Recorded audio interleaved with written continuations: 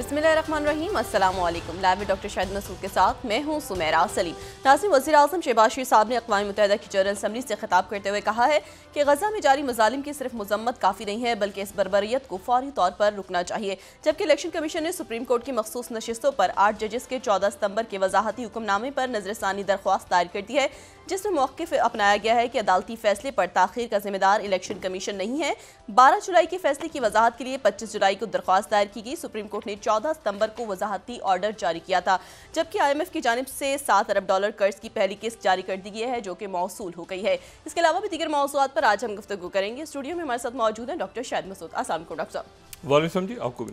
Doctor साहब, election commission ने supreme court के अक्सरती जजेस की 14 सितंबर की वजाहत पर नजरसानी दरख्वास्त दायर कर दिया है। ये जो मखसूस नशिस्तों का मामला है, अब इस पर नजरसानी होगी या फैसला भी हो सकता है? नॉन इशू है जी, मैं इस पर ज़्यादा बात नहीं करूँगा, सवाल इसके कि एक इंतशार सा यहाँ पे पैदा है मुल्क में, और इसमें अब मतलब जज साहिबान क्या फ़ैसला करते हैं, क्या नहीं करते, उसका नतीजा क्या होता है, कौन सा मुसवदा आता है, कब उसकी तारीख होती है, क्या होता है।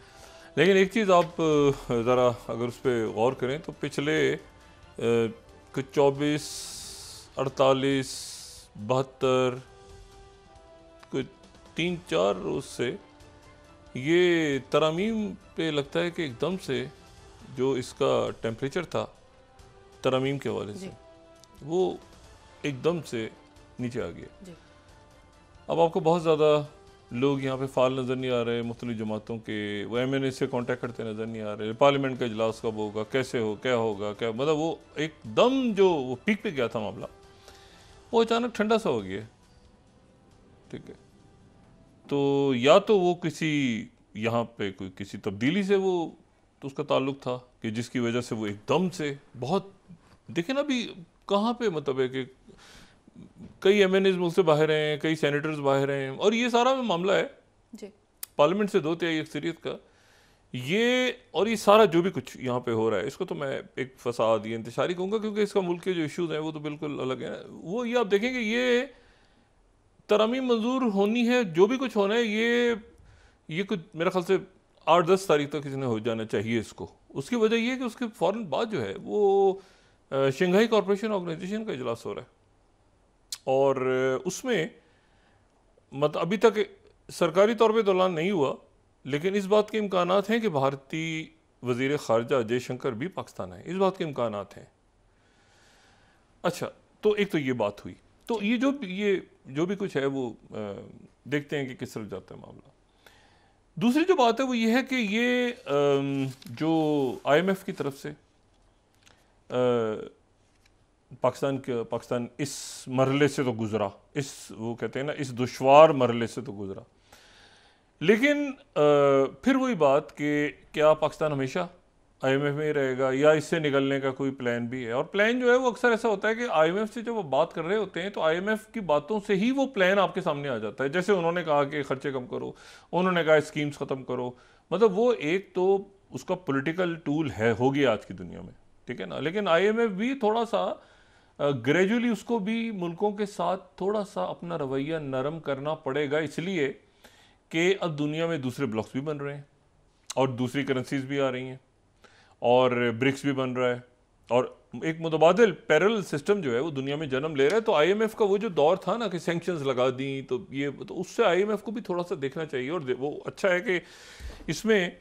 लेकिन यहाँ इशू ये था कि यहाँ पर ये सिर्फ एक IMF का हमारा कोई, आप कहें ना कि डिप्लोमेटिकली हमारा कोई प्रॉब्लम था उनके साथ, IMF के साथ, और उसमें अमेरिका था और बाकी वेस्टर्न, मेरे ख्याल से ऐसा नहीं था, क्योंकि IMF ने इसमें ये कहा था कि अब चाइना से भी बात करें। तो यहाँ पर चाइना, अमेरिका, हमारे जो बिरादर इस्लामी वाले, वो सारे के सारे कुछ बातों पे मुत्तफिक हो गए थे कि पाकिस्तान को अपने खर्चे, अपनी एलीट कैप्चर, अपने जो बहुत बड़ी हुकूमत, इतनी बड़ी, अच्छा हुकूमत से मुराद मेरी ये कोई सियासी हुकूमत नहीं, आप ज़रा गवर्नमेंट का जायज़ा लेना, करप्शन को पकड़ने के लिए जितने अदारे हैं उतनी ही करप्शन बढ़ रही है। तो मतलब बेशुमार कमेटियाँ, बेशुमार जो, तो मतलब है कि पेंशन फंड्स, और वो जनाब वो सफ़ेद हाथी पाले हुए हैं आपने, कोई सर पैर उनका है नहीं। तो वो जो साइज़, अब जो इसकी डाउन साइजिंग का लफ्ज़ तो मेरे ख्याल से लफ्ज़ ही गलत है, ये राइट साइजिंग होना ज़रूरी है कि जितने लोग चाहिए आपको, और आने वाले दिनों में आपको कम लोग चाहिए होंगे, ये भी मैं बताऊं। क्योंकि जितने लोग इस वक्त अगर कोई सोच रहा है कि अगले साल यहाँ पे यार 5,000 बंदा है तो हमें शायद 2,000 या 3,000 से काम चल जाए, तो ऐसा नहीं होगा। अगले साल हो सकता है आपको सिर्फ 1,000 आदमी या 500 आदमी चाहिए हो, क्योंकि ये जो टेक्नोलॉजी आ रही है और आर्टिफिशियल टेक्नोलॉजी, इंटेलिजेंस और बाकी जो ऑटोमेशन और जनरल आर्टिफिशियल इंटेलिजेंस, उसके बाद तो ये बहुत ज़्यादा इंडस्ट्रीज़ में और हर जगह पर कम से कम लोग काम कर रहे होंगे, और बाकी काम जो है वो मशीन्स अपने आप कर रही होंगी। तो ये है कि अब उसके लिए तैयार होना है ना आपने। ये नहीं कि लोगों की जॉब्स खत्म हो जाएंगी, वो लोग फारिग हो जाएंगे जो कि यानी मशीन्स के लिहाज से अपने आप को चला नहीं पाएंगे, ठीक है। और ये हर दौर में जब तब्दीली होती है, जब इस तरह के कोई इनकलाब आते हैं, एक दौर में जो है वो टेलीफोन के ऊपर जब शुरू में फ़ोन आया एक अरब मुल्क में, बड़े अरब मुल्क में, तो वहाँ पर ये बात फैल गई कि जी इसमें तो शैतान बोलता है। फिर जो उनके बादशाह हैं, उनको, जो अब दुनिया में नहीं है उस वक्त, तो उनको कुरान शरीफ सुनाया गया टेलीफोन पे। तो फिर उन्होंने इजाज़त दी कि मुल्क में अब इसमें तो तलावत भी आती है। तो हमारे यहाँ लाउड स्पीकर हराम था एक वक्त में, पाकिस्तान में फतवा आ गया होता कि लाउड स्पीकर हराम है, ठीक है, बाकायदा। लेकिन फिर पता चला कि नहीं भाई, नई दुनिया के लिहाज से आपने आगे अपने आप को लेके चलना है। इस्लाम जो है वो एक बड़ा यानी बहुत प्रोग्रेसिव मज़हब है, और उसके अंदर साइंस की गुंजाइश और अलूम की और कैसे इवॉल्व करना है, ये सारा जो है उसमें मौजूद है।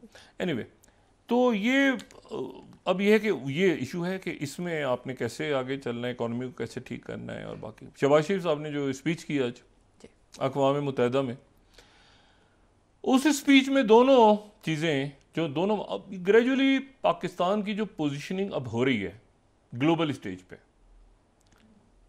इसको छोड़ दें आप कि शहबाज शरीफ हैं या कोई और वज़ीर आज़म है, जो भी, जो पाकिस्तान की बता रियासत बात कर रहे हैं, पाकिस्तान की जो पोजीशनिंग हो रही है इस वक्त ग्लोबल स्टेज पे, वो पोजीशनिंग जो है वो एक नई पोजीशनिंग है, उसमें एक तब्दीली आपको नज़र आ रही है। एक तो ये कि पाकिस्तान ने बड़ा खुल के स्टांस लिया हुआ है गज़ा पे, और पाकिस्तान उस बड़े ब्लॉक का हिस्सा है, दुनिया के, पूरी दुनिया का जो बड़ा हिस्सा, जो कि गज़ा की जारियत को और इसको जुल्म को बंद करने की बात कर रहे हैं, जो इसराइल और लेबनान की जंगबंदी की बात कर रहे हैं, उन्होंने वहाँ पर भी बात की। और तीसरा जो है वो इश्यूज़ उन्होंने कश्मीर का उठाया, और कश्मीर लिंक हो रहा है अब गज़ा के साथ, जो इससे पहले कोर कमांडर्स कॉन्फ्रेंस में आनी शुरू हुई थी बात, और अब वो हर जगह हो रही है कि पाकिस्तान दो इश्यूज़ को एक साथ उठा रहा है सरकारी सतह पे, और जो है एक कश्मीर का इशू और एक जो है वो इशू जो कि गज़ा का इशू है। अच्छा, अब उसकी एक तारीख़ी वजह भी है। ये सारे वो इश्यूज़ हैं जो कि यहाँ पर जो ताकतें आईं और जो कॉलोनीज़ उन्होंने इन इलाकों को बनाया, और यहाँ से वो अजब किस्म के मामला छोड़ के चली गई, यानी वो अजीब सरहदें बना के यहाँ से रुखसत हो गई, जो ना सरहदें थीं, जो वो मतलब उन्होंने बस बना ली। कोई मैकमोहन साहब के नाम से है, तो कोई ड्यूरेंट साहब के नाम से है, तो कोई जो है किसी के नाम से है, तो वो मतलब दो पंजाब बन गए, ठीक है ना। अब देखिए ना, दो बलोचिस्तान हो गए, मतलब है कि अजीब सी बात है ना ये। एक बलोचिस्तान जो है वो ईरान में, एक बलोचिस्तान इधर है, और एक जो है वो ड्यूरल लाइन बीच में थी, उसको मसला चले हल हुआ। तो ये किसी तरह से कश्मीर का जो है, तो अब ये है कि ये, और ये अगर यहाँ नहीं हुआ, ये जब कॉलोनीज गई हैं, तो आप देखेंगे अनफिनिश्ड एजेंडा जो यहाँ पे अभी तक इश्यूज खड़े हैं, वही इश्यूज आपको मिलेंगे वहाँ पर जो कॉलोनीज गई हैं, वही आपको मिलेंगे इश्यूज अफ्रीका में, वही इश्यूज आपको मिलेंगे पैलेस्टाइन के अंदर, वही आपको मिलेंगे लेबनान के अंदर, वही आपको इश्यूज मिलेंगे। एक ही साल है ना, वही साल, मतलब पोस्ट कोल्ड वॉर जब निकल रही हैं कॉलोनीज यहाँ से, तो आपको वही मामलात आपको नजर आएंगे। ये चाइना और इंडिया के साथ जो मामला चल रहा है मैकमोहन का, तो कौन मैकमोहन भाई, कौन मैकमोहन? मतलब हमसे बात करो, हम चाइना हैं, आप इंडिया हैं, मतलब कौन मैकमोहन, ठीक है ना। मतलब कौन राजा महाराजा होते थे पता नहीं कश्मीर में, भाई एक कश्मीर है, ठीक है ना, उधर पाकिस्तान है, इधर भारत है, और एक कश्मीर है। तो इसको कैसे अब कहीं तो इसको रिजॉल्व करना है। तो ये बहुत सारे इश्यूज हैं, ये इंटरलिंक्ड हो रहे हैं। और ये वो जो कॉलोनीज यहाँ से गई, जब यानी डीकोलोनाइजेशन हुई इस पूरी दुनिया की, तो वो पीछे अपने एक पक्ष छोड़ गए कि हम यहाँ पे आना जाना लगा रहे हमारा, लेकिन हम कुछ ना कोई असर डालते रहे। अब यह है कि तो एक तो ये बात हुई इसमें। अच्छा, दूसरी जो बात है कि वो ये लेबनान का अभी जो नेतन्याहू की तकरीर हो रही है, और नेतन्याहू जो है वो अब नेतन्याहू और लेबनान ज़मीनी ऑपरेशन करें ना करें, करें ना करें। अच्छा, यहाँ तक अब पहुँचने के बाद वो गुंजाइश नहीं कि रुक जाएं, क्योंकि अब आपने ज़मीनी ऑपरेशन करना है, नहीं करना तो उधर से हिजबुल्लाह तो तैयार, उधर से वो जवाब देंगे ना, तो अब आपने उठा लिया कदम, तो अब आपने करना है। तो ज़ेलेंस्की को तो थ्रोन अंडर द बस हो गया। ज़ेलेंस्की जो है, पहले मैं उसका किस्सा आपको सुनाऊं क्या बेचारे के साथ हुआ है, पहले उसको मैं बताता हूँ, फिर मैं ज़ेलेंस्की की मुलाकात हुई कल प्रेसिडेंट बाइडेन से और कैमला हैरिस से, और वो उनका विक्ट्री प्लान जो था वो लेके गए थे, वो ऐसे उफ करके न्यूयॉर्क की फजाओं में जो है वो तहलील हो गया, गायब हो गया वो विक्ट्री प्लान। उसमें एक तो ये था कि नेटो में हमें लेकर आए, दूसरा ये था कि हमें आप डीप इनसाइड रशिया इजाज़त दें वेपन्स यूज़ करने की, तो वो दोनों चीज़ें ठुस। और बल्कि कैमला हैरिस ने उनकी मुलाकात के दौरान ट्रंप को निशाना बनाया कि ट्रंप जो बात कर रहा है कि जी हमें यूक्रेन का साथ नहीं देना चाहिए और हमें ये करना चाहिए वो करना चाहिए, ट्रंप तो बिल्कुल यूक्रेन को सरेंडर करवाना चाहता है। अच्छा, वो अब ज़ेलेंस्की सोच रहा है कि भाई एक मिनट, मतलब आपने भी तो मुझे सरेंडर ही करवा दी है, आप ना मुझे वेपन यूज़ करने दे रहे हैं, आपने मुझे वो पैसे दे दिए दोबारा 8 बिलियन अनाउंस कर दिए, 5.5 बिलियन जो एक्चुअली एक्सपायर हो रहे थे कांग्रेस से, वो देने ही थे आपने, तो वो अब अच्छा, तो अब जनाब क्या हुआ, पहले ज़ेलेंस्की के साथ सब सुने, तो वो ना वेपन्स की परमिशन मिली, और ये आखिरी मुलाकात गालिबन होगी उनकी। पिछले साल 2 सालों से आप याद करें, जब ज़ेलेंस्की आते थे अमेरिका, कांग्रेस का इजलास हो रहा है, क्या तालियां क्लैप, दुनिया खड़ी हो जाती थी, ओ ज़ेलेंस्की आ गए जनाब, कमांडो जनाब। इस दफ़ा ज़ेलेंस्की जो है वो ये उनकी आखिरी गालिबन था प्रेसिडेंट बाइडेन से इंटरेक्शन, और फिर उसके बाद आज वो उन साहब से मिलेंगे जिन साहब से उन्होंने परसों, जिन्होंने उनको कहा था कि ये सबसे बड़ा सेल्समैन है दुनिया का, पैसे लेने आ जाता है, अरबों डॉलर लेके चला जाता है, और जो है ये जो है इसको कुछ आता जाता नहीं है, और ये सेल्समैन है सबसे बड़ा। आज उन्होंने ट्रंप से मुलाकात होगी, ट्रंप टावर, ये न्यूयॉर्क में हो रहा है ना, यूनाइटेड नेशंस का जो इजलास है जनरल असेंबली का, तो ज़ेलेंस्की जो है वो आज ट्रंप टावर जाएंगे और डोनाल्ड ट्रंप से मिलेंगे, कैमला हैरिस और बाइडेन से, उसके वापसी हो जाएगी। अब एक तो आज ये मुलाकात बड़ी इंपॉर्टेंट है, ठीक है। दूसरी जो है कि ये नेतन्याहू की तकरीर के दौरान वो मुसलसल डबल यहाँ से मैसेज देते रहे कि जी हाँ मैं बातचीत, क्योंकि ये उन अमेरिकन ने कह दिया ना कि क्योंकि इसमें अरब मुल्क और बाकी मुल्कों के लिए बड़ा एक इशू खड़ा हुआ, खासतौर पर मैक्रों के लिए कि और बाकी के लिए कि आपने ये तो बात सब ने की थी, तो इसने नेतन्याहू ने खुद ही कहा था कि आप अनाउंस करें तो मैं इसको मान जाऊँगा, और उसके बाद नेतन्याहू ने दरमियान में ये बयान दिया वहाँ पहुँचने से पहले कि जी ऐसा है कि मैं वो अभी भी सीज़ फायर, अभी भी बातचीत, अभी भी ये सारा आगे पीछे करा के, और तकरीर के बाद मेरा ख्याल है उनकी कोई 1-on-1 एक आध मीटिंग होगी, उसके बाद वापसी हो जाएगी। लेकिन इसमें जो इम्पोर्टेंट बात है वो ये है कि जो तवज्जो है गज़ा में, तो जो कुछ होना था वो हो गया। अब गज़ा लिंक है लेबनान के साथ और बाकी जो सीरिया के साथ और ये बाकी अरब ममालिक के साथ। ये मैं आपको सिर्फ बात ही बताऊं कि आज हुतीज़ ने पिछले 24 घंटों में 2 उन्होंने हमले किए। एक तो उन्होंने तल अवीव पे किए, ठीक है, और तल अवीव के ऊपर उन्होंने वो ज़ाहिर है कि उनका डेविड स्लिंग से उसको रोका उन्होंने, लेकिन डैमेज हुए, वो पहुंच गया, क्रॉस करते करते तल अवीव तक पहुंच गया।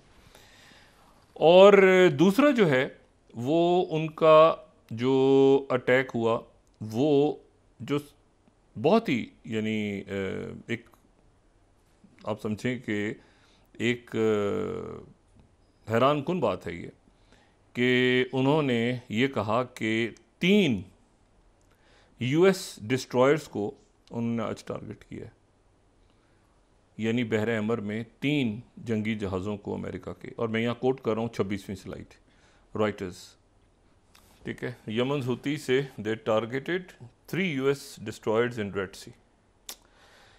और उनके जो ब्रिगेडियर जनरल हैं, ठीक है, उनके जो ब्रिगेडियर जनरल सारी हैं जो कि इसके यमन आर्म्ड फोर्सेस जो हुती कि यमन आर्म्ड फोर्सेस के जो या ये सारी, उन्होंने जो प्रेस से बात की, आज मीडिया से बात की, अपना मैसेज छोड़ा, तो उन्होंने उसमें एक तो ये कहा कि तल अवीव, इसको उन्होंने भी मान लिया इस बात को कि जो है वो बिल्कुल ऐसा हुआ है और ये और वो सारा। अच्छा, नेतन्याहू जो है वो अमेरिका पहुंच के उन्होंने कहा कि हम पहले तो रिजेक्ट कर दिया था, लेकिन आज सुबह उन्होंने पहुंचने से पहले कहा कि हम जो हैं वो बिल्कुल एम्स ये सीज़ फायर टॉक्स के और इसके और ट्रस्ट प्रपोजल और ये वो सारा। लेकिन ये है कि इसमें जो इम्पोर्टेंट बात है वो ये है कि सेक्रेटरी ब्लिंकन की मुलाकात जो है वो रॉन डेनमर से हुई। रॉन डेनमर जो है मिनिस्टर ऑफ स्ट्रेटेजिक अफेयर्स, ये पहले पहुंचा हुआ था वहाँ पे, तो उनसे भी हुई, और एमॉस हस्टन भी थे उस मीटिंग में, उनसे भी अलग मीटिंग हुई, और फिर उसके बाद जो है वो उसकी रॉन डेनमर की, और रॉन डेनमर से मुलाकात हुई एमॉस हस्टन की भी, इन सबसे मुलाकात हुई, सेक्रेटरी ब्लिंकन से भी हुई। सेक्रेटरी ब्लिंकन से जो मुलाकात हुई है तो उसका जो एलामिया जारी हुआ है, थर्ड स्लाइड अगर हम दिखा सकें, तो सेक्रेटरी ब्लिंकन से मुलाकात में ये डेनमर जो है, रॉन डेनमर की मुलाकात, थर्ड स्लाइड, तो उसमें जो सेक्रेटरी ब्लिंकन ने दोबारा ये बात कही है, अगर हम इसमें देखें, वो कहते हैं 21 दिन का cease fire, importance of reaching an agreement on the 21 day cease fire Lebanon border पे, और ये जो है ये, अच्छा ये अब एलामिया है, ये एलामिया है, ठीक है, और इसमें जो है वो पहला एलामिया आया था बाइडन और मैक्रों का, ये आज आया है सेक्रेटरी ब्लिंकन और मिनिस्टर फॉर स्ट्रेटेजिक अफेयर्स डेनमर का। और ये जो है कौन से मुल्क, America, Australia, Canada, EU, France, Germany, Italy, Japan, Saudi Arabia, UAE, UK और कतर, ठीक है, तो 21 दिन का ये उनकी तरफ से आया। तो सुबह जो है वो नेतन्याहू ने ये बयान दिया कि अगर टाइम्स ऑफ इसराइल को कोट करें, ये बड़ी इंटरेस्टिंग उन्होंने हेडलाइन लगाई है फर्स्ट स्लाइड के, नेतन्याहू सेज कि Israel shares the AIIMS of US trust proposal after rejecting it. हम इसे मानते हैं, रिजेक्ट भी कर दिया था पहले, इसको मानते हैं, लेकिन ये है कि अच्छा कई मुल्क चाह रहे हैं कि ये घुस जाए इसराइल, हिजबुल्लाह के ये एक दफ़ा हो जाए लेबनान में ना, कई मुल्क असल में यही चाह रहे हैं कि ये वहाँ पर जाए, घुस जाए, क्योंकि आप देखें ना वो फिलाडेल्फी कॉरिडोर और वो सारे मसले और गज़ा, वो इधर इन्होंने ब्रिगेड जिधर ले गए, ये ऊपर घुस जाए, तो घुस जाए तो फिर गुरिल्ला वॉरफेयर है, वो गुरिल्ला वॉरफेयर में फिर क्या होता है वो फिर अगला, वो अभी तक हिजबुल्लाह ने अपने पते, ये मैं आपको फिर बता रहा हूँ, हिजबुल्लाह ने अपने पते, इस पर बिल्कुल उनके लोग टारगेट हो रहे हैं, उनका यमन से आया कोई रॉकेट वाला वो हिट हो गया, ये हो गया, वो हो गया, हिजबुल्लाह को जो है ना, ये नहीं आप देखें ना, या समझ 26 साल या कितने साल जेल में रह के एक एक चीज़ सीखी है कि मैं बाहर आऊँगा तो मैं क्या करूँगा, 7 अक्टूबर किया उसने।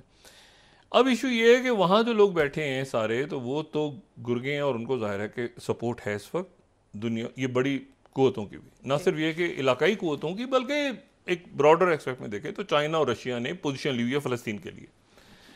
अच्छा, अब मतलब वो बिल्कुल जो है वो, आप ये समझें कि वो उन्होंने 2 स्टेट सोल्यूशन और इनको आपस में बुला के मुख्तलिफ ग्रुप्स को बिठाना, फिर ये तो जा रहे थे ना कि पोस्ट सीज फायर कैसा सेटअप बनेगा पॉलिटिकल, तो एक तरह से आप समझें कि ज़ेलेंस्की को आप कंपेयर करें कि अमेरिका एक तरह से है भी साथ और नहीं भी है, तो अगर हो गया तो हो गया आगे, वरना ये कि थ्रो अंडर, तो बस जो ज़ेलेंस्की के साथ हुआ है।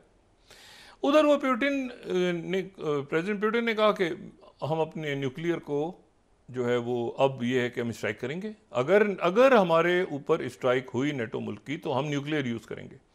ये बात अब बेलारूस ने भी कह दी। आज बेलारूस के जो सदर हैं लुकाशेंको, उनकी तरफ से कहा गया कि बेलारूस के ऊपर भी अगर किसी नेटो मुल्क ने आर्म अटैक भी किया, मतलब किसी और किस्म का अटैक भी हुआ, तो हम न्यूक्लियर यूज़ कर देंगे। हमारी भी अब जो स्ट्रेटेजी वही है जो कि रशिया की है, ठीक है। मतलब रशिया पे न्यूक्लियर मिसाइल की तो बात नहीं हुई थी ना, बात ये हुई थी कि वो लॉन्ग रेंज जो मिसाइल हैं वो रशिया के खिलाफ यूक्रेन इस्तेमाल करे, तो रशिया ने आगे से वो इस्तेमाल आप करेंगे, हम न्यूक्लियर से जवाब देंगे, और उन मुल्कों पे जो ज़ाहिर है वर्ल्ड पूरी दुनिया पे नहीं, लेकिन ये जो जहाँ से लॉन्च होंगे वो।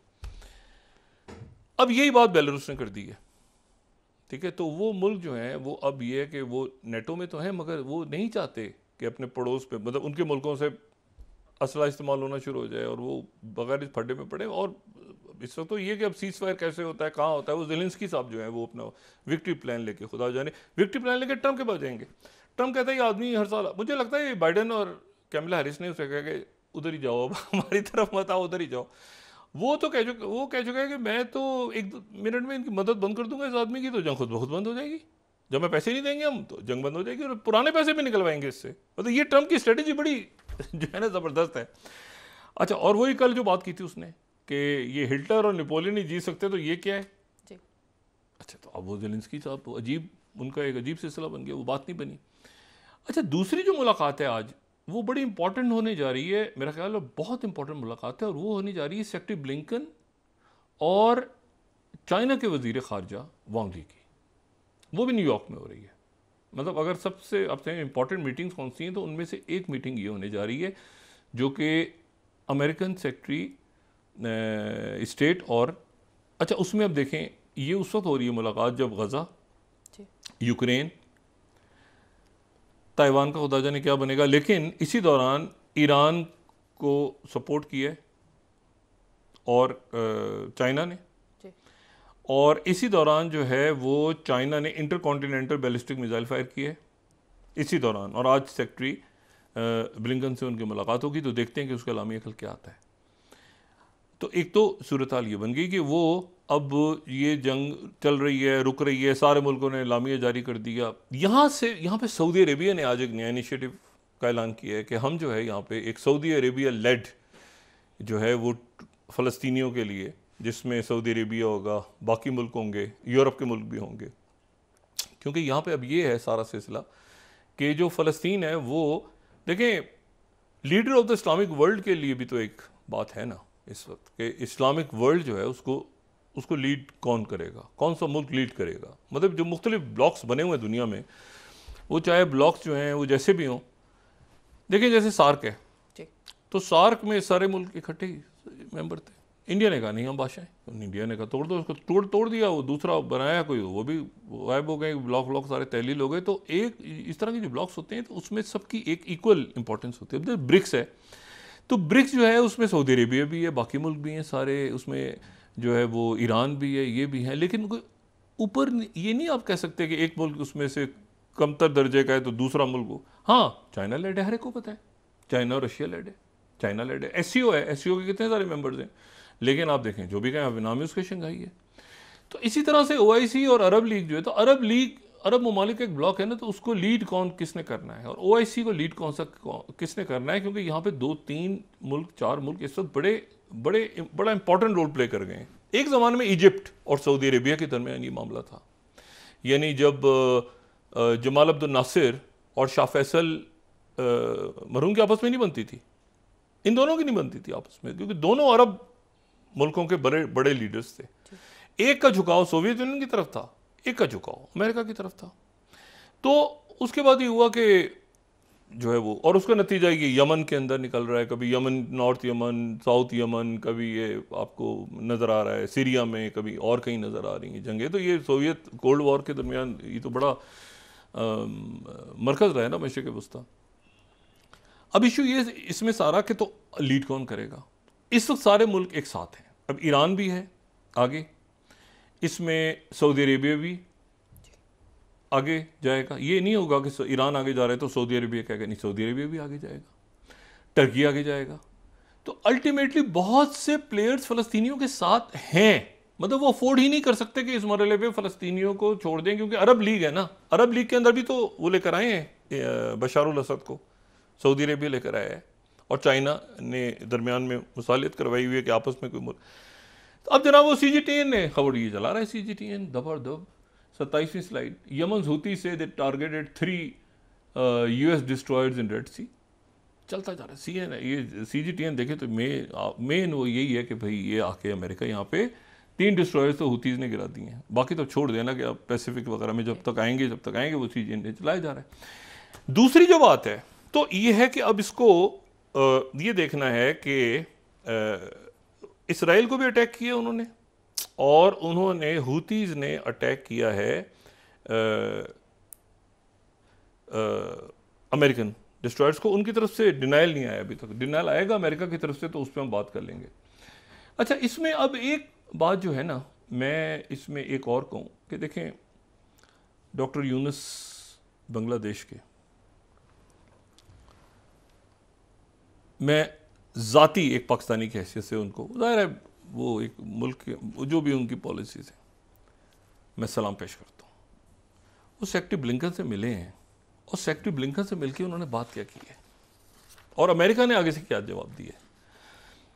वो ये कहते हैं, ये मैं डेली स्टार को कोट कर रहा हूँ 30 सेकंड, ये देखें, ये होते हैं मुल्क और उनके लीडर्स। अब ये 30 सेकंड स्लाइड देखें आप। US to help Bangladesh get back billions of dollars siphoned abroad. लूटी हुई दौलत बांग्लादेश की वापस लाने में सेक्रेटरी ब्लिंकन ने कहा है कि ब्लिंकन ने श्योर करवाया है डॉक्टर यूनुस को कि हम पैसा लूटा हुआ वापस लाएंगे बांग्लादेश। फिर आप देखें कि ये खबर जो है, ये बांग्ला न्यूज उनकी 24, US to help Bangladesh reforms get back stolen billion dollars. America help करेगा। लीडरशिप हो ना तगड़ी और साफ सुथरी और अच्छी, तो ये होता है। फिर आप अमेरिका से कहते हैं कि आप हमें कोई कर्जा वर्जा नहीं, आप हमें हमारे पैसे लूटे हुए, अमेरिका हेल्प करेगा। फिर आप देखें ढाका ट्रिब्यून। अब बात यह है कि मतलब मुल्कों की जो वो बात देखें, वो शख्स कैसे बैठा हुआ है। आप डॉक्टर यूनुस के जरा कपड़े देखें, आप, वो देसी आदमी है, उसको कोई मैं कोई 3 पीस पहनूंगा, मैं वो अपने देसी कपड़ों में बैठे हैं और कहते हैं लूटी हुई पैसे हमारे वापस बांग्लादेश होते हैं। उन्होंने कहा हम देंगे, हम हेल्प करेंगे आपकी, हम लोन वगैरह नहीं दे, लूटी हुई दौलत दें वापस हमारी, आप उसमें हेल्प करें। अब ये क्या बात हुई। और एक जो है, एक बड़ी बहुत, जहां ये खबर सुन के मुझे बहुत है, तो पाकिस्तानी आपको लगता है क्या लीडरशिप है क्या। लेकिन आज की दुनिया में भी ऐसे लोग मौजूद हैं। अमेरिका से कह रहे हैं और अमेरिका कह रहे हैं हम हेल्प करेंगे आपकी, ठीक है। अच्छा, दूसरी जो बात है, लेकिन एक साथी खबर जो है वो बहुत दुख हुआ है। मैं इस कदर दुख हुआ है वो खबर सुन के, मतलब एक होता है ना कि आप कहते हैं कि ये कैसे हो सकता है। जी, ब्रेक के बाद डॉक्टर साहब डिस्कस करें। जी नाज़रीन, वापस आते हैं एक छोटे से ब्रेक के बाद।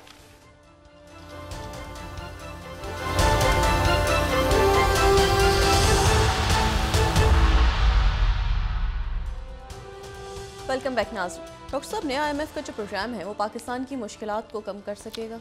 कम करेगा। एक जगह से तो हम निकले हैं ना, लेकिन आगे फिर सारी मतलब बाकी अगली कई दिहाइयाँ या सदियाँ जो है वो आई में फंसे रहने हैं, आगे निकलना है। और वो जो बात कर रहे हैं वो यही कर रहे हैं। मैंने आपसे कहा ना कि डॉक्टर यूनुस ने क्या बात की है कि लूटी हुई दौलत हमारी वापस लाएं, अमेरिका कह रहे हम ताउन करेंगे। तो पाकिस्तान में भी करप्शन, सफ़ेद हाथी जो पाले हुए हैं और एलीट कैप्चर और ये सारे मामला जब आप ठीक करेंगे, और छोटी हुकूमत, छोटे साइज़ की हुकूमत से मुराद ये सियासतदानों वाली हुकूमत नहीं, वैसे ही यानी जो अदारे ब्यूरोक्रेसी वो साइज छोटा करें ताकि वो अच्छी गवर्नेंस करें। इतने सारे बेतहाशा महकमे सूबों में, मरकज़ में, खुदा जाने क्या क्या, ज़रूरत नहीं है आपको। शॉर्ट करें गवर्नमेंट के साइज़ को और उसके बाद प्राइवेटाइज़ करें और आगे चलें। अल्लाह खैर सल्ला। अच्छा, अब मैं आपसे कह रहा हूँ ना कि ये मुझे नहीं पता कि अगले चंद दिनों में कैसे क्या होगा, क्योंकि 2 तारीख से अभी तो SCO का इजलास होना है, लेकिन 2 तारीख से गालिबन मलेशिया के सदर अनवर इब्राहिम पाकिस्तान आ रहे हैं 2 से 4 तक।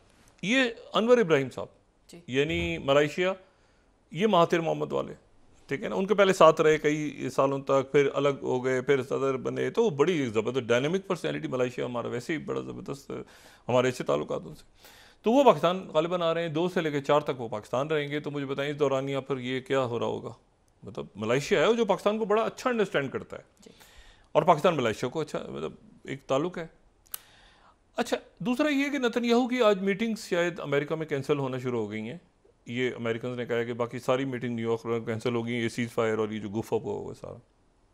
जो अफसोस हुआ, जो अफसोस की बात है बहुत ज़्यादा, देखिए शाह हुसैन, बादशाह हुसैन, दी अस हुसैन, दी पनाह हुसैन, ये हैं जनाब ख्वाजा मोइनुद्दीन चिश्ती अजमेरी रहमतुल्लाह अलैह। और ये जो हैं ये हमारे यहाँ जो इस्लाम आया उसमें बहुत बड़ा किरदार सूफिया का इस धरती पे, ये पाकिस्तान, हिंदुस्तान और पूरी दुनिया में बहुत बड़ा इनका ताल्लुक़ सिस्तान से था।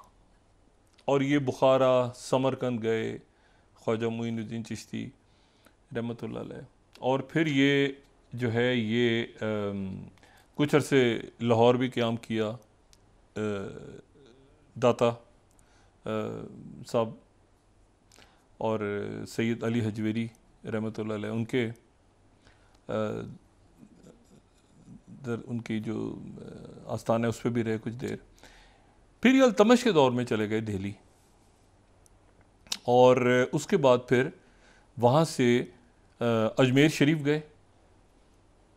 अजमेर शरीफ का नाम इन्हीं से वाबस्ता है, और वहाँ पर फिर इनका इंतकाल हुआ, और वहीं पर फिर हुमायूं के दौर में इनका जो है वो मज़ार तामीर हुआ। ख्वाजा गरीब नवाज भी इन्हीं को कहते हैं। और ये कई लोग कहते हैं कि चिश्तिया जो सिलसिला है सूफिया का, उसका आगाज़ इन्होंने किया था। कुछ इससे इख्तलाफ करते हैं, लेकिन बहरहाल छोड़ दें। ख्वाजा मोइनुद्दीन चिश्ती। अच्छा, अब ख्वाजा मोइनुद्दीन चिश्ती जो है वो उनके अजमेर शरीफ में, राजस्थान में अजमेर शरीफ, तो वहाँ पर उनकी जो दरगाह है जहाँ पे वो आराम फरमाए, तो वहाँ पर सिख, मुसलमान और क्रिश्चियंस, ये जब बरतानवी राज था। अच्छा, यहाँ तो अकबर बादशाह मशहूर है कि वो कई दफ़ा तो नंगे पैर, और अभी भी वहाँ पे मेरा ख्याल है कि तकरीबन तमाम उनके सियासतदान, चाहे वो मुसलमान हो चाहे वो ये और शख्सियात, वहाँ पे बड़े बड़े उनके सुपर स्टार्स वहाँ पे, चाहे वो मुसलमान हो चाहे वो सिख हों चाहे वो हिंदू हों। वो अजमेर शरीफ एक ऐसी जगह है जो आप वहाँ पे अगर जाएं तो एक होता है ना कि मोहब्बत का दर्स, और बहुत कम जगह ऐसी हैं जहाँ पे ये एहसास होता है कि ये किसी एक जो है वो किसी एक मज़हब से इनका ताल्लुक़ था। यानी ये मोहब्बत का एक एहसास होता है। अजमेर शरीफ एक ऐसी जगह है। तो वहाँ पर अब आप देखें ये मुख्तलिफ फिल्म स्टार्स नज़र आ रहे हैं, ये जनाब वहाँ पे जा रहे हैं, और इसमें इससे कतई नज़र के हिंदू है, कोई मुसलमान है, कोई ठीक है ना, तो ये सारे वहाँ पे। अब जनाब जो मैंने कहा था ना कि मेरे लिए इंतहाई कोफ्त और दुख की बात है कि वहाँ पे जनाब हिंदू सेना ने एक पिटीशन डाल दी है अदालत में कि अजमेर शरीफ जो है यहाँ पे एक पहले एक मंदिर था, और ये मंदिर की जगह पे जो दरगाह ये तामीर हुई। मैं हैरान हूँ, आप यकीन करें कि मैं तो पहले मैंने कहा ये कैसे मुमकिन है, ये कैसे मुमकिन है, यानी बाबरी मस्जिद का वाक़या, ये कैसे मुमकिन है कि अजमेर शरीफ के बारे में ये अदालत ने उसको कहा है कि 10 तारीख को हम इसकी समाअत होगी, भारतीय कोर्ट में इसकी समाअत होगी इस पिटीशन की 10 अक्टूबर से, कि क्या अजमेर शरीफ जो है वहाँ पर एक मंदिर था पहले, यानी 800 साल पहले क्या मंदिर था, उससे पहले कोई मंदिर होता था तो उसको कैसे तलाश करेंगे आप दरगाह की मैं बिल्कुल जो है ना। और ये तो मुझे बिल्कुल नहीं समझ में आ रहा, क्योंकि इससे इस तरह की बातों से हासिल क्या होगा। देखें, बात ये है कि कुछ जगह ऐसी हैं, कुछ मतलब हमारे यहाँ मंदिर की बेरुमती हो जाए तो उसके ऊपर मुल्क खड़ा हो जाता है पूरा। अभी देखें जो वाक़यात होते हैं मुल्क में, बहुत हमारे यहाँ भी रहा है ये मामला इंतहा पसंदी का, मैं बिल्कुल डिफेंड नहीं करूँगा, लेकिन आप देखेंगे उस पर लोग रिस्पॉन्ड खड़े हो जाते हैं, और मतलब है कि उसको पसंद मजमूई तौर पे माशरे में ये जो होता है ब्लास्फेमी के ऊपर बाकी चीज़ों, अभी भी जो डॉक्टर का वाक़या हुआ है जो सिंध में, पूरा मुल्क खड़ा है उसके ऊपर। अब वो एक है, लेकिन उसको कभी रियासत सपोर्ट नहीं करती, मतलब एज ए रियासत उसे रियासत कंडेम करती है, और वहाँ जी मामला है। अच्छा, अब ये देखें आप, मैं इसके ऊपर हैरान हूँ। जी न्यूज़ 16वीं स्लाइड, अजमेर शरीफ दरगाह और हिंदू टेम्पल। ओ भाई, ये क्या बहस, यानी ये इतनी तकलीफ दे बात है। अजमेर शरीफ जो है ये 16 जी न्यूज़, क्या ये दरगाह थी या यहाँ पे मंदिर होता था? कंट्रोवर्सी, कैसे कंट्रोवर्सी? फिर उसके बाद ANI 15 slide, Ajmer court to hear petition related to shrine of Sufi saint Khwaja Garib Nawaz. भाई ये आखिर ये मुझे बताएं कि ये जो है, फिर उसके बाद जी न्यूज़ राजनीति, new controversy over Ajmer Sharif Hindu group seeks temple status, वहाँ पे भी टेम्पल जो है वो, तो ये मुझे तो यकीन करें कि एक होता है ना कि वो बस मतलब क्या, देखिए अब उसकी बेरूती हो रही है, उसको डिस्कशन हो रहा है वहाँ पे, उसको बात हो रही है उसके ऊपर, मतलब हासिल क्या है? वैसे बात चीज़ें होती है ना, आप सोचते हैं कि इससे क्या हासिल होगा। तो मुख्तलिफ जगहों के नाम वाम बदलना वो तो चले, लेकिन अजमेर शरीफ की जगह मंदिर था, मतलब ये क्या कहानी है भाई? देखिए ना, ये तो समझ में आती है आपको बात के जी। अच्छा, उसके बाद वो चलें, देखिए ना, जैसे ये मसला है, कुछ जिनके लोग गए वहाँ पे कोपेमा, वो अरुणाचल प्रदेश में गए, उन्होंने वहाँ पे जाके चोटी को सर किया, उसका नाम रख दिया, वहाँ पे बोर्ड वोर्ड लगा दिया दलाई लामा। अब उसके ऊपर जो चाइना का रिएक्शन हुआ आगे से, चाइना ने आगे से उस पर रिएक्ट किया है, क्योंकि अरुणाचल प्रदेश जो है वो अरुणाचल प्रदेश ये जो उनका राइट पाम 5 फिंगर्स में से एक है।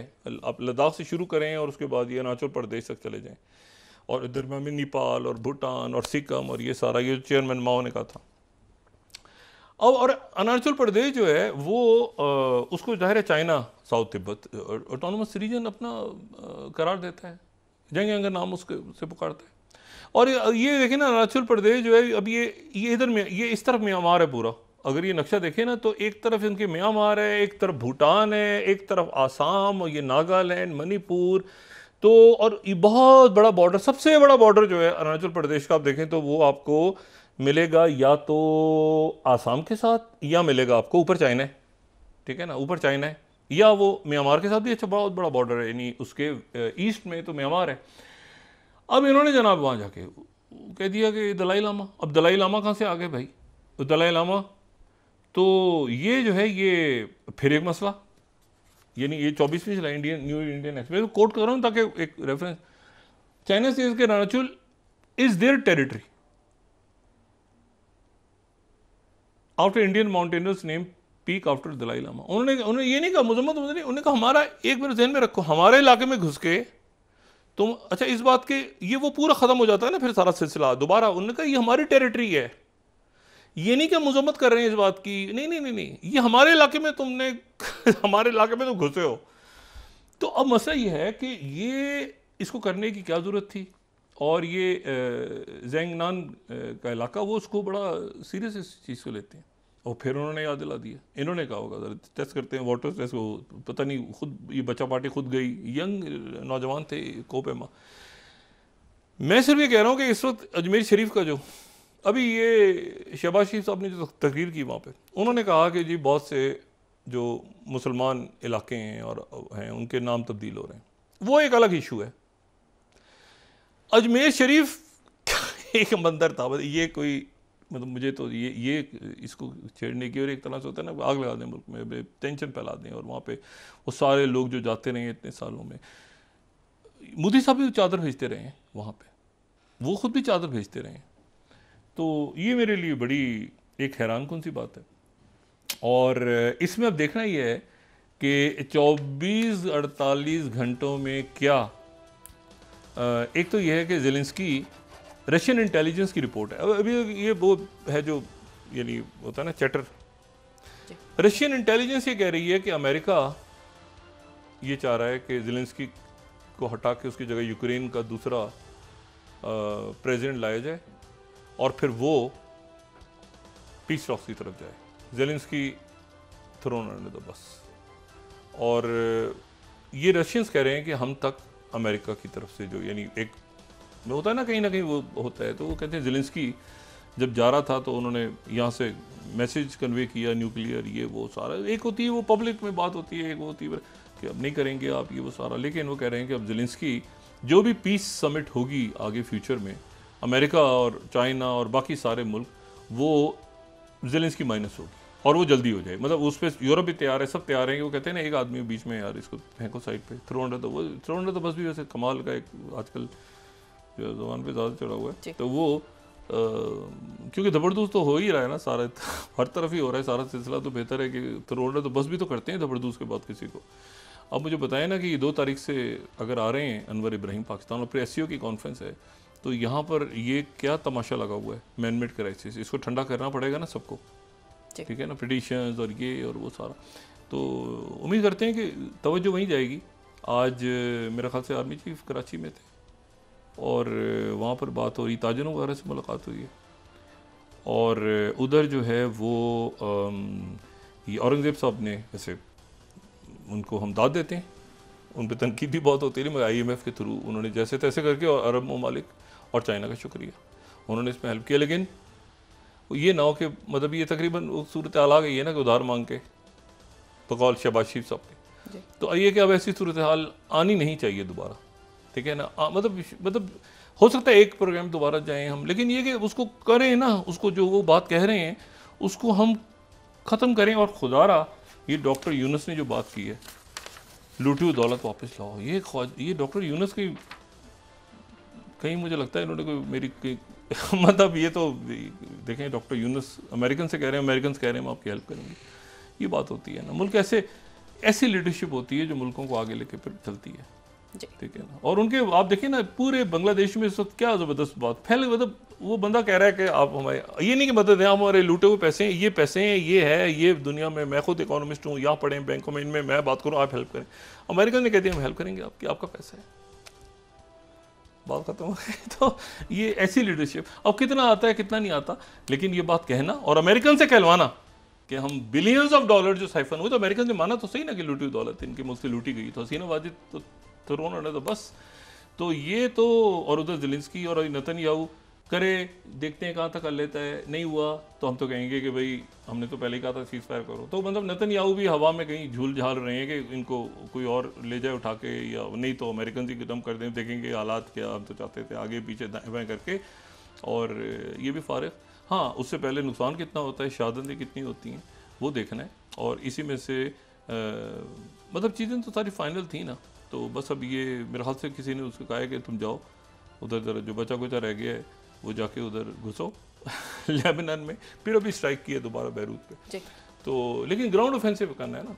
ये स्ट्राइक तो हुतीस भी कर रहे हैं, इनकी स्ट्राइक से जानी जा रही है। उनका एक आध मिसाइल गिर गया इधर तल अवीव पे, अभी तक हिजबुल्लाह ने पूरी पावर शो नहीं की अपनी। तो वो जो है वो देखते हैं कि आने वाले दिनों में दुआ है कि बस ये, और ये तो बहुत ही अफसोसनाक बात है कि अजमेर शरीफ के बारे में इंडिया में इस तरह की बात हुई है। और मैं उम्मीद करता हूँ कि इसको वहाँ की तमाम सियासी क़यादत, सिविल सोसाइटी इसको रेस करेगी, और तमाम इसको लोग रेस करेंगे, और इस किस्म की फजूल जो ये पिटीशन और ये जो बहस छिड़ी हुई है, इससे दूर हटाएंगे अपने आप को। जी बहुत शुक्रिया डॉक्टर साहब। नाज़रीन, इसके साथ ही आज का प्रोग्राम अपने इख्तिताम को पहुँचा। मुझे सुमेरा सलीम को इजाज़त दीजिए, अल्लाह ने के बाद। जी डॉक्टर साहब, अपना दोस्तों, रिश्तेदारों, गुर्दो नवाह के लोगों का सब ख्याल रखिएगा। अल्लाह हाफ़िज़।